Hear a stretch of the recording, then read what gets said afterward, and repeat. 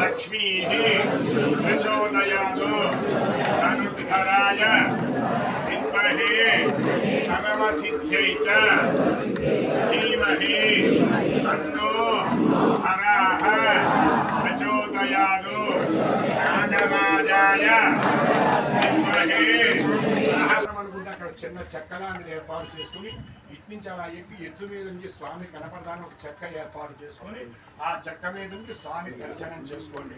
ఒక అయ్యగారు మాత్రమే లోపలికి వెళ్తారు. మీరు అడిగిన విధానాలన్నిటికీ కూడా చక్కగా స్వామి ఒంటి మీద వచ్చి అడగడం మంచి విషయం. అది దానికి అందరూ కూడా అనుసంధానం చేయడం ఇంకా గొప్ప విషయం. అందుచేత దానికి స్వాములందరూ కూడా సహకరించాలి. ఒక స్వామి కాదు, నేను కాదు, ఎవరు వచ్చినా బయటే ఉండి స్వామి దర్శనం చేసుకోవాలి. దీనికి అందరూ కూడా, ఎందుకంటే దేవో దేవాలయ ప్రభుత్వ జీవో జీవ సనాతన అని వేదం చెప్తుంది కదా. అనే ఇంట్లో ఇళ్లలో మీ ఇళ్లలో సహజంగా ఆడవాళ్ళకి అనేక రకాలైనటువంటి సమస్యలు ఉంటాయి.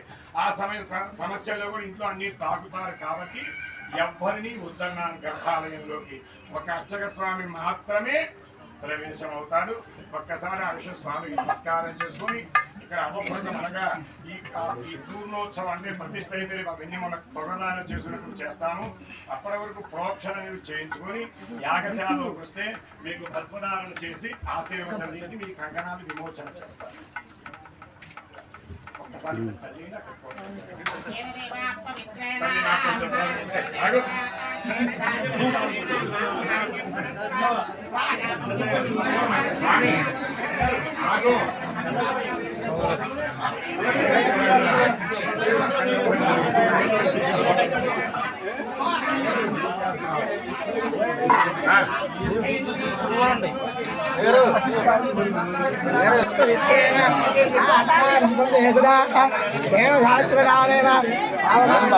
నన్నట్టం పెట్టుకోండి, నన్ను దోస్తున్నా